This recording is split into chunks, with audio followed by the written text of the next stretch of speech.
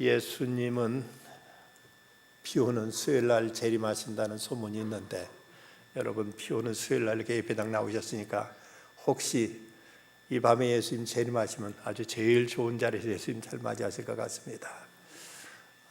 그런데 날씨 맑은 날, 좋은 날에도 가까운 데 살면서도 예배 잘 빠지는 분, 잘 안 나오는 분들이 있습니다만은, 오늘 기도한 최선희 집사님은 저 광주시 중대동에 살면서 대중교통까지 타고 수협에 안 빠지고 나오시는 거 보면 착한 신자죠. 우리가 신앙생활을 하면서 외워야 될 것이 몇 가지가 있죠. 주기도문, 사도신경, 그리고 십계명, 이 세 가지를 외우고 있습니다. 좀 우리들이 신앙생활에도 지정의 이 세 가지가 고루 갖춰질 때 우리는 건강한 신앙이 될 수 있습니다. 우리 신앙생활의 지적인 면은 어쩌면 사도신경을 통해서 우리가 믿는 바가 무엇인가 하는 것을 잘 정리되어 있는, 그걸 통해서 지적인 뼈대를 갖출 수 있습니다.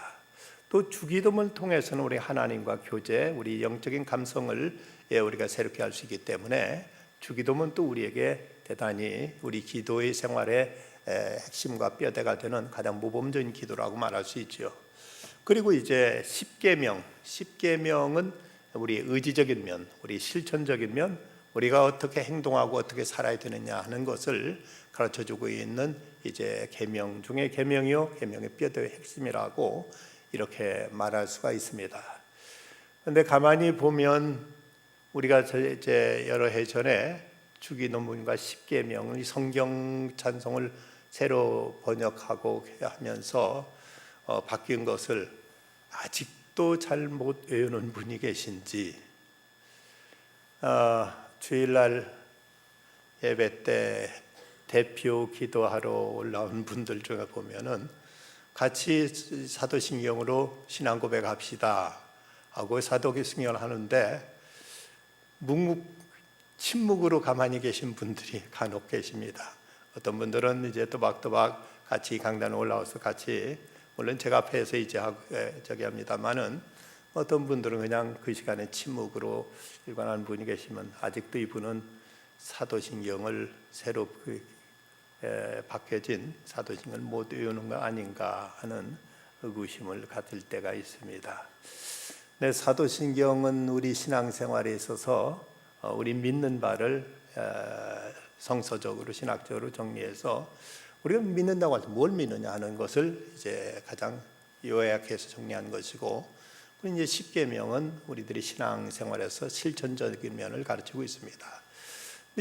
근데 주기도문과 사도신경, 그래도 예배 때 우리가 늘 이제 고백하고 기도하기 때문에 대체로는 많은 사람들이 외우고 있습니다만은, 십계명은 아직도 잘 못 외우는 분들이 이 자리에 얼마나 계신지 잘 모르겠습니다. 한번 시험 한번 치러볼까요? 어떤 분이 아주 재미있게 십계명 외우는 법을 그렇게 이제 적어놓은 걸 봤습니다.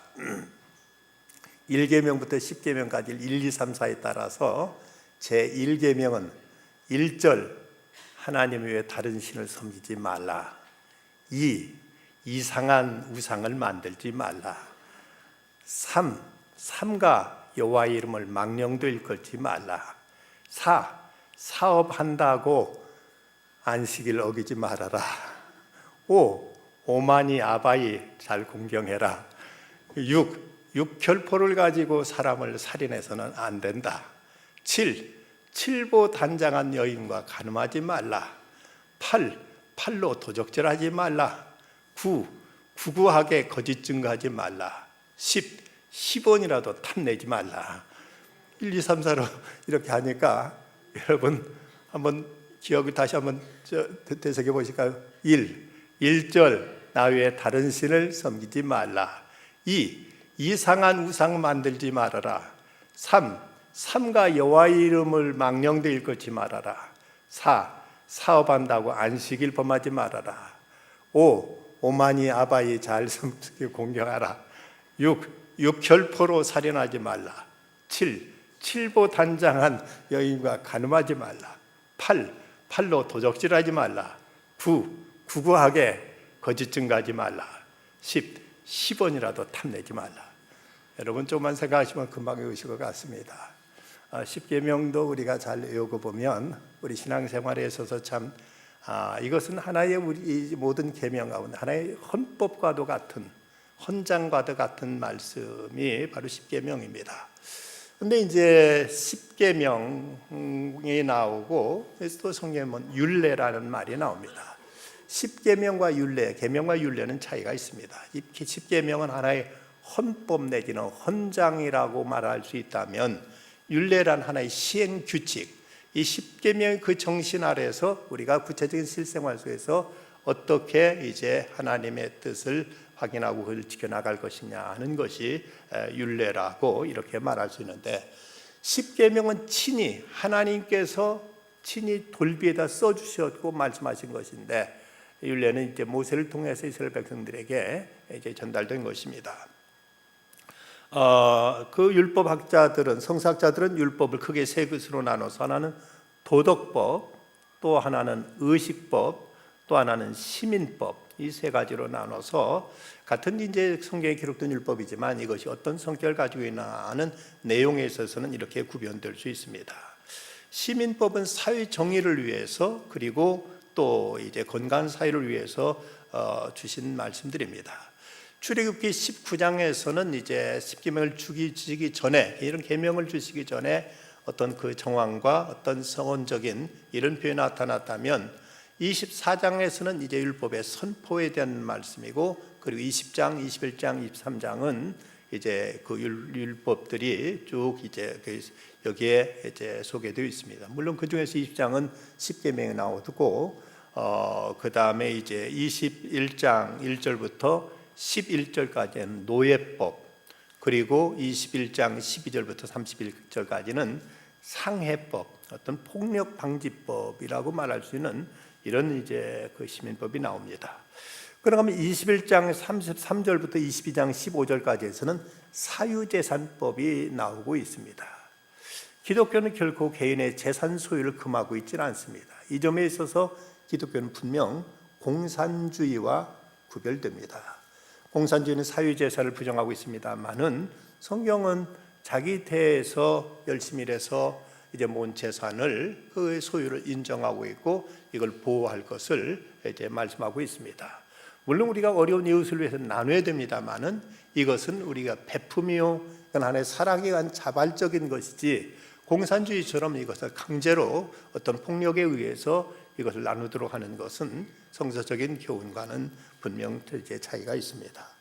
22장 16절부터 31절까지는 성도덕에 대해서, 그리고 약자 보호에 대해서 말씀하고 있고, 또 23장 1절부터 9절까지는 재판법, 어떻게 이제 판결을 해야 할 것이냐, 그리고 이제 23장 10절부터 13절까지는 안식년에 대한 말씀이 나오고, 또 23장 14절 19절까지는 절기에 대한 교훈이 나오고 있습니다.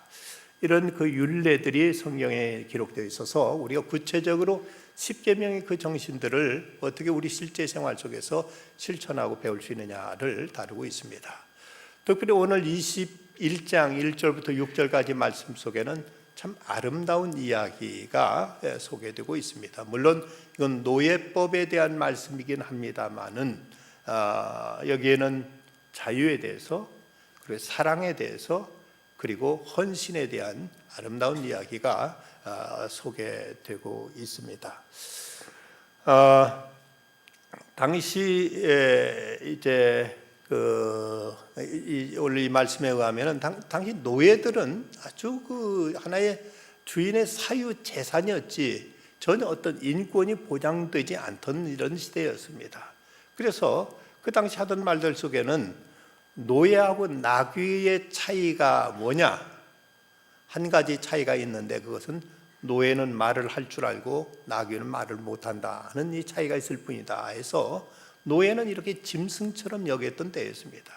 그런데 오늘 말씀해 보면 참 대단히 노예에 대해서도 얼마나 어떤 인권이 보장되고 그에 대한 어떤 배려와 사랑이 여기 언급되고 있는가를 우리 새삼 놀라게 되는 이런 말씀이 나오고 있습니다. 여기 이제 내용은 이스라엘 이제 이 말씀에 의하면 어떤 사람이 노예로 팔려갔을 때 제 6년까지는 그 종으로서 그 주인을 섬기다가 7년째가 되면 그 사람을 이제 풀어주어서 이제 자유를 주도록 이렇게 말씀하고 있습니다. 그런데 여기서 예외 조항이 있는데 그 종이 자기가 나가서 주인이 그동안 자기한테 해준 걸 보니까 얼마나 사랑으로 따뜻하게 배려하고 잘 보살펴줬는지 자기 나가서 자유를 얻어서 내 멋대로 사는 것보다는 오히려 그 주인을 섬기면서 사는 게 낫겠다 해서 스스로 자원해서 이제 평생 주인을 섬기겠습니다 하는 경우는 이제 안식년이 돼서도 그 사람을 내보내지 않고 그 사람이 그대로 종으로서 주인을 섬길 수 있도록 하는 이런 제도가 오늘 말씀에 소개되고 있습니다. 여기서 이제 그런데 그때 이제 어떤 의식을 행하냐면 문설주에 가서 이 귀를 문에다 대고 송곳으로 구멍을 뚫어서 그래서 이제 나는 이제 평생 이 주인을 모시고 살겠습니다 하는 이런 의식을 행하곤 했던 것입니다. 요즘 여자분들 귀 뚫는 것은 누구의 노예가 되겠다는 건지 잘 모르겠습니다. 누구를 떠나지 않고 평생 당신을 섬기겠습니다 하는 사인으로 귀포를 뚫어서 이제 그 귀걸이를 하는지 잘 모르겠습니다만은 저도 옛날 이스라엘에서는 그 노예가 자유가 주어져 있음에도 불구하고 자유를 반납하고 평생 주인님을 섬기겠습니다 하는 의식으로 귓볼을 뚫곤 했습니다. 근데 이것이 이제 어떤 잘못된 타락한 문화 속에서 이 귓볼을 뚫는 일들이 좋지 못한 뜻으로도 썩여지고 했는데 1700년 1970년대부터 이런 귓볼 뚫는 것이 이제 번져가지고 그 당시 초기에는 왼쪽 귀고리는 동성연애자의 표시였고 오른쪽 귀고리는 반체제 반항아의 표시로 오른쪽에 이제 귀고리를 하고 다니는 일들이 있었다고 합니다.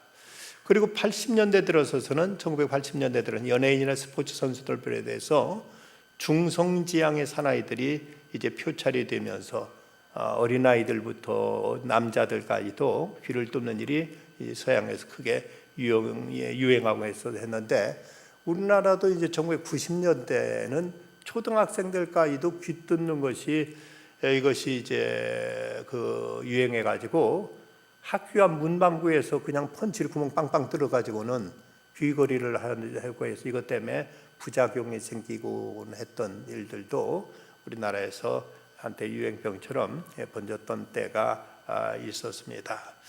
근데 고대 이집트나 인도 등 여기서 등기 그 신상이나 그 당시 그 제왕들의 그 조상을 보면 예의 없이 화려한 그 귀고리를 이제 달고 있는 모습을 보고 있는데 경주에서 출토된 고분 가운데서도 이제 그 주인공의 귀에 찼을 세 방울만한 귀고리가 적지 않게 출토된 것이 보도되었습니다.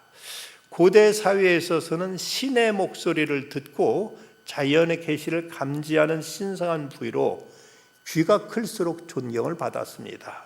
그래서 인간의 이상적인 모습으로서의 그 거룩할 성자 보면 귀이변으로 시작되죠.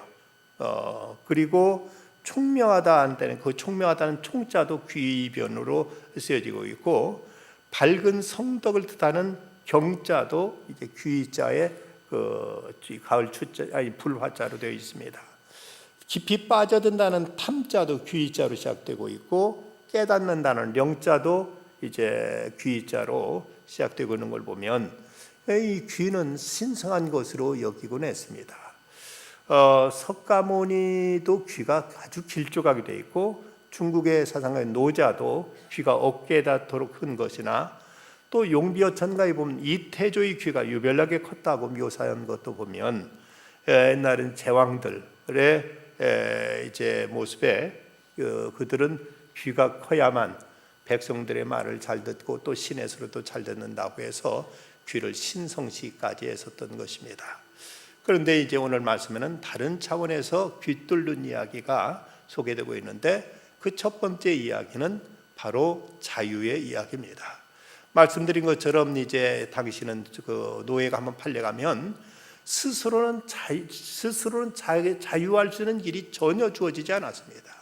만약 노예가, 종이 밖에 나가서 자기가 만약 1,000만 원의 종으로 팔려왔다고 가정하고 밖에 나가서 어디서 노다지를 주었는데 그 노다지가 1,000만 원이 넘는다. 그러면 이 돈을 주인에게 주면 주인은 뭐 자유를 얻을 수 있느냐? 그것도 안 됩니다. 왜냐하면 노예의 것은, 종의 것은 다 주인의 것으로 이렇게 간주되기 때문에 아무리 그가 돈을 많이 벌어도 그 돈은 주인 돈이지 노예 돈이 아니라서 스스로는 자기 자신을 속량할 수 있는 방법이 전혀 없습니다. 이런 시대 속에서 이스라엘에서 하나님은 저들에게 6년 동안만 노예로 섬길 것이고 이제 제7년은 반드시 그를 풀어서 자유하게 하라고 이렇게 말씀하고 있는 것입니다. 그런데 제7년에 대해서 자유를 주라는 이 말씀은 그가 7년이 되었을 때 그가 그동안 몸값을 다 치렀다는 이런 얘기가 아닙니다. 이 대개 노예가 되는 경우는 빚에 의해서 팔려서 노예가 되는 것이 가장 많은 경우였습니다. 그런데 이제 6년 동안 노예살이 한 다음에 7년째가 되면 반드시 그를 풀어주라고 말씀하는 것은, 이것은 노예에 대한 대단한 이제 그 당시로서는 상상할 수 없었던 이런 인권의 문제요, 그에게는 엄청난 특혜요, 그에게 한없는 어떤 은총이 주어지는 모습입니다. 이건 단순한 면제가 아니라 풍성한 축복이며 은사라고 말할 수 있습니다.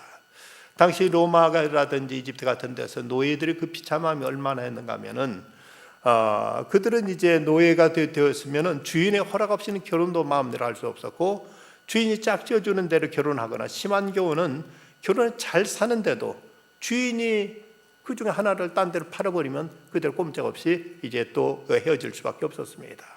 그만큼 주인이 절대적인 힘을 가지고 있었는데, 주인의 마음대로 종들은 성적인 희롱의 대상이 되었습니다. 노예들은 주인이 가는 학대와 힘든 이제 노역에도 불구하고 불평 한마디 할 수가 없었습니다. 주인이 말하면 절대적인 복종을 해야 되고 때리면 맞아야 되고, 심지어 주인한테 구타를 당해서 죽는 수까지도 부지기수로 많았던 것입니다. 이런 때 바로 이제 하나님은 저들이 아무리 노예로 팔려왔다 할지라도 7년째 되면 반드시 그를 풀어줘서 자유케 하라고 이렇게 말씀하시는 것입니다. 이런 자유가 이제 주어졌는가 하면 그것은 바로 어쩌면 우리들에 대해서도 같이 적용될 수 있는 진리입니다. 우리는 모두 다 죄의 노예였습니다. 그런데 하나님의 은총으로, 하나님의 은혜로 우리는 자유케 된 것입니다. 우리 결코 우리 스스로 자유할 수 없었는데 바로 예수 그리스도께서 우리를 위하여 대속의 제물이 되어 주심으로, 주님이 우리를 위해 값을 지불해 주심으로 우리는 이제 하나님의 은혜로 자유를 얻게 되었다는 것입니다. 그래서 이 귀를 뚫은 이 사건은 하나의 자유의 사건으로서 영원히 종노릇 할 수밖에 없었고 영원히 종살이를 할 수밖에 없었던 이제 노예가 주인의 은총으로 이제 노예의 굴레에서 벗어나 한없이 자유를 누릴 수 있는 이런 이제 사건이 이제 주어진 것입니다. 근데 이제 두 번째 이야기는 사랑의 이야기입니다. 본문 5절 말씀 보면 종이 분명히 말하기를 내가 상전과 내 처자를 사랑하니 나가서 자유인이 되지 않겠노라 하고 이렇게 말하고 있습니다. 여기서 이제 이 종은 얼마든지 이제 주인으로부터 풀려나서 마음대로 자기 나가서 제멋대로 살 수가 있게 되었습니다. 그런데 그가 하는 말이 내가 상전과 내 처자를 사랑하니 나가서 자유인이 되지 않겠다 하고 이렇게 말합니다. 이것은 자원에서 사랑하기 때문에 주인을 사랑하고 그 주인이 얻어준 그 아내와 자식을 생각해서 사랑해서 나는 이제 나가서 살지 않고 평생 주인을 섬기겠습니다 하면서 이렇게 사랑을 고백하고 있는 이 모습을 보여주고 있습니다. 그는 그에게 주어진 그 자유를 반납하고 있는 것이죠. 이 면제년, 안식년은 하나님의 나라의 변치 않는 원칙이요 구약의 복음이라고 이렇게 말할 수가 있습니다. 그리스도의 십자가 부활 사건에서 변찮은 복음 발견하는데 이것은 우리가 연약하다고 상황이 어렵다고 비진리가 판친다고 복음이 거절당한다 해도 이 세상 어떤 것도 복음에 나타난 하나님의 그 사랑을 이길 수 없습니다. 이제 주님께서 우리에게 베푸신 그 사랑으로 인해서 우리는 이 자유를 얻었을 뿐만 아니라 그 은혜에 감동되어서 우리가 또한 주님을 사랑함으로 이제 우리는 이 자유를 도리어 반납하는 이런 이제 이제 신분이 이런 모습으로 우리에게 새로운 이야기가 펼쳐지게 된 것입니다.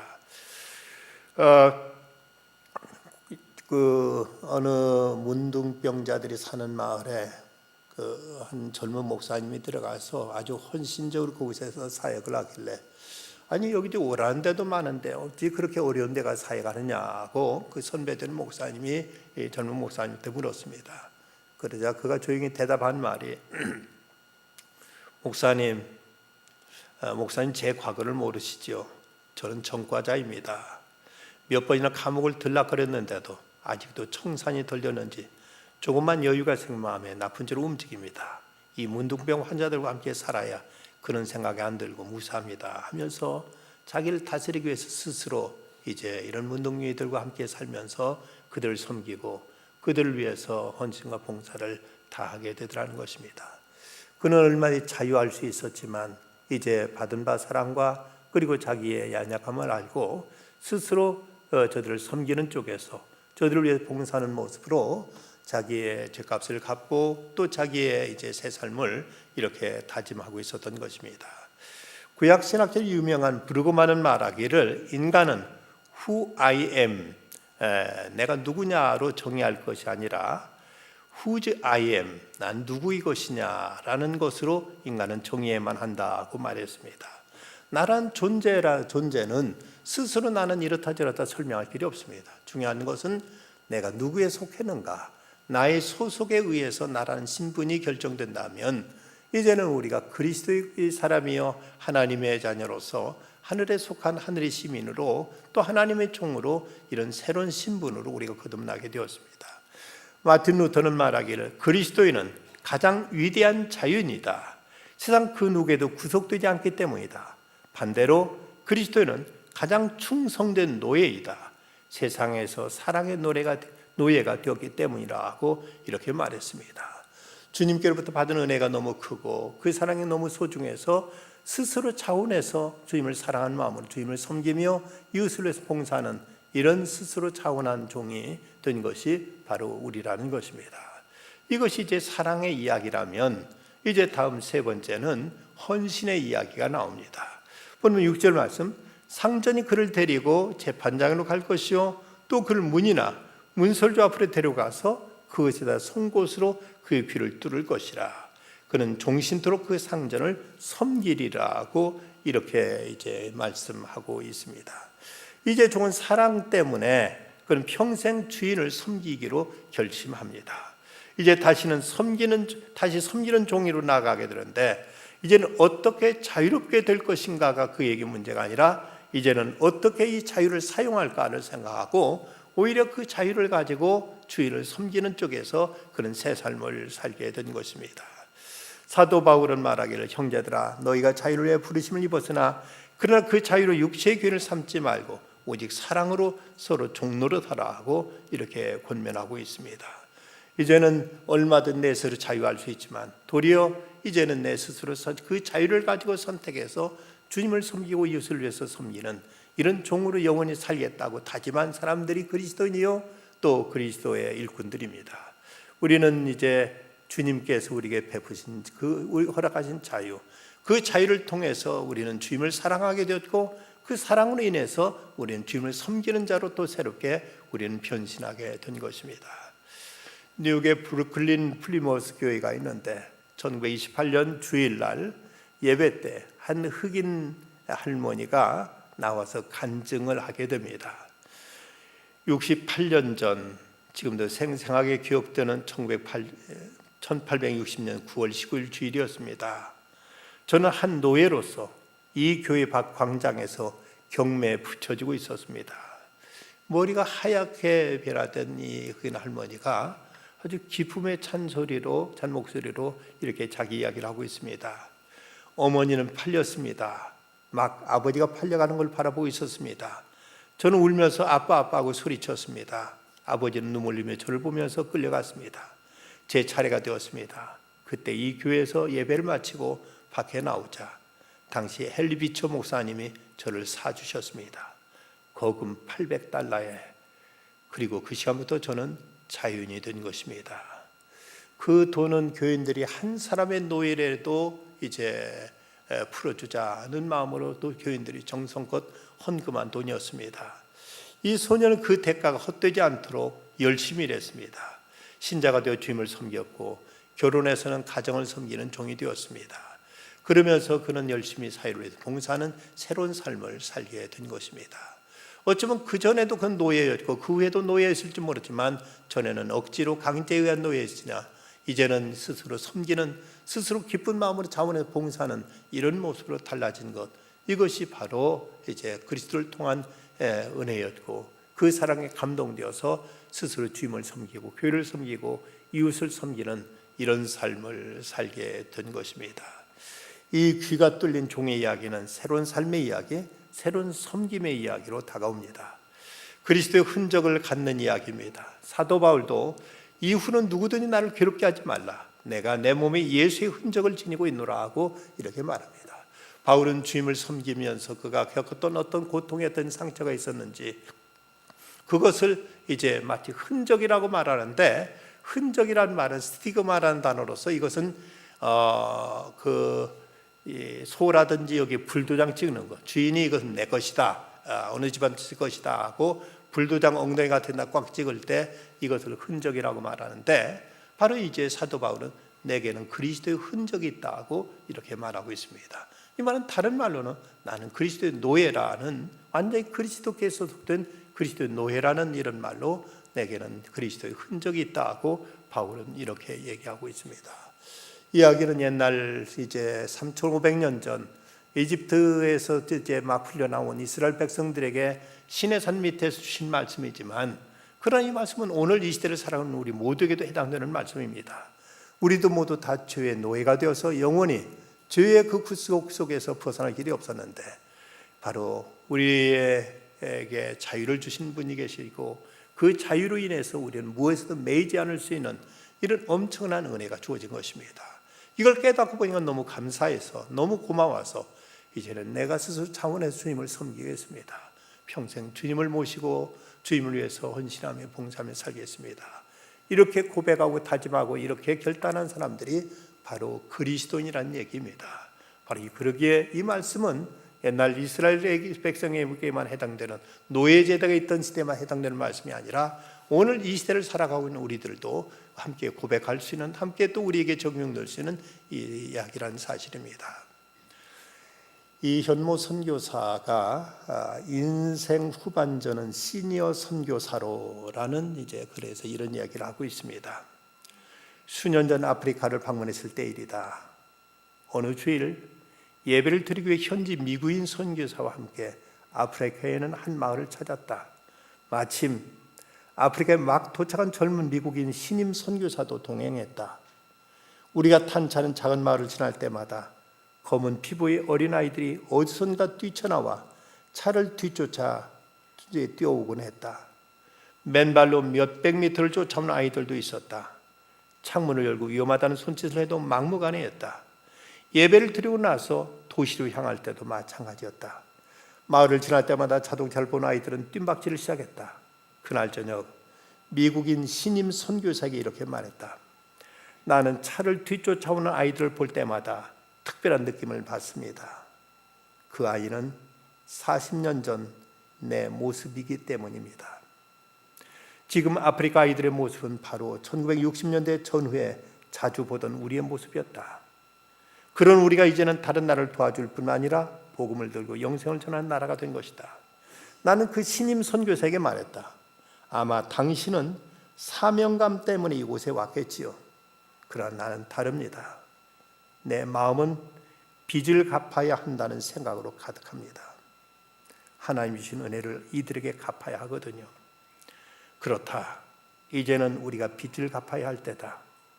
누구보다도 어려운 시대를 살아온 시니어 세대는 뒤를 돌아볼 때마다 하나님의 은혜를 발견하지 않을 수 없다. 하나님은 힘없고 가난한 나라를 택하셔서 이 마지막 시대 복음의 도구로 사용하신다. 시니어 세대는 한국교회에 문제가 많다는 것을 잘 알 것이다. 그런데도 하나님 부족한 한국교회를 특별히 축복의 도구로 사용하고 계신다. 그렇다면 이 시기에 그 도구의 한 부분으로 쓰이도록 일어나 헌신해야 하지 않겠는가. 여러분, 진짜 1960년대만 해도 시골 같은 자동차 달리면 그 뿌연 먼지를 아이들은 정신없이 따라가서 달려 뒤쫓았고, 자동차의 매연이라고 그렇게 해서 좀 야단이지만 그때는 휘발유 냄새도 햇배에 좋다고 일부러 그 냄새 쫓아다니며 마셨던 적이 있었습니다. 그랬던 우리가 이만큼 살게 되었다면 이건 분명 하나님의 은혜죠. 이제는 우리가 그 빚을 갚아야 되지 않겠는가. 어려운 그 지역 복음을 듣지 못한 그곳에 가서 그리스도의 사랑을 전해야 되지 않겠는가. 우리가 그 빚을 갚아야 될 차례입니다. 우리는 그 빚을 탕감받았고 우리는 이제 도리어 하나님 안에서 한없는 은총을 누리게 되었고 한없는 혜택을 우리는 받고 있습니다. 그렇다면 이제 노예가 얼마든 자유가 주어져서도 아닙니다. 저는 이제부터 스스로 자원의 주님을 섬기는 종이 되겠습니다 하고 이렇게 자원한 것처럼 우리들도 이제 주님께로부터 받은 이 자유를 누군가를 섬기는 일을 위해서, 이 빚을 갚는 일을 위해서 이제는 우리가 이를 위해서 살아야 될 차례가 아니냐. 바로 이것이 우리에게 주신 이 말씀의 교훈이요, 우리가 선택하고 결단해야 될 부분입니다. 종이라면 가장 수치스럽고 치욕스러운 이름이었습니다. 그런데 우리 주 예수님께서 하늘의 영광의 보좌를 버리시고 스스로 종의 형태로 이 땅에 찾아오셨습니다. 그로 인해서 이제는 종이라는 이름이 가장 영화로운 이름이 되었고 복된 이름이 되었고 우리에게 아름다운 이름이 되었습니다. 하나님을 섬기는 종. 세상에서 하나님 앞에 심판받게 될 그때는 얼마나 많은 사람을 거느렸느냐로 이제 심판받는 것이 아니라 얼마나 많은 사람을 섬겼느냐로 그때는 이제 하나님의 상급이 주어지게 될 것입니다. 얼마든 우리는 내 마음대로 살 수 있고 얼마든 무엇이든 다 할 수 있지만 우리 그 자유를 주님 앞에 반납하고 이제 주님을 섬기며 살겠습니다. 이웃을 위해서 봉사하겠습니다. 저 주님 모르는 사람들에게 찾아가서 내가 받은 이 사랑의 빚을 그들에게 갚겠습니다 하고 우리가 자원하고 선택하게 될 때 주님은 또 이러한 당신의 사람들을 섬겨주시고 돌봐주시고 지켜주시고 후한 상급으로 갚아주실 것입니다. 오직 은혜로 자유함을 얻은 우리들 이제 주님을 사랑함으로 주님을 섬기며 이웃을 섬기는 섬김의 종으로서 우리의 빚을 갚고 우리의 소임을 다해야 될 것입니다. 기도하십시다. 자비로우신 아버지 하나님, 주의 은혜로 저희들은 속죄함 받고 영원한 죄의 저주로부터 그 종되었던 자리에서 벗어나 주님의 은혜로 자유함을 얻게 되었습니다.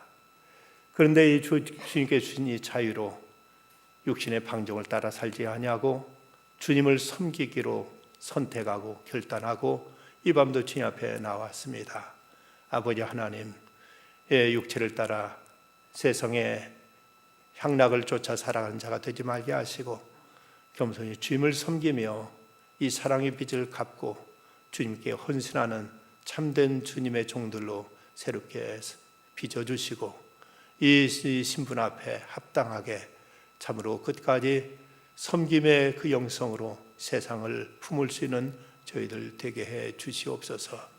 저희들의 의지나 결심만은 부족하오니 주 성령께서 날마다 주의 사랑을 늘 깨닫게 하시고 그 사랑에 감동되어 참된 섬김의 삶이 저희들 생활 속에서 실천되게 하여 주시옵소서. 저희 교회를 섬기며 이웃을 섬기며 저 땅끝까지 나가서라도 저들에게 그리스도의 사랑과 복음을 전하는 일꾼들이 더 많이 일어나게 하여 주시옵소서. 예수님의 이름으로 기도드리옵나이다. 아멘.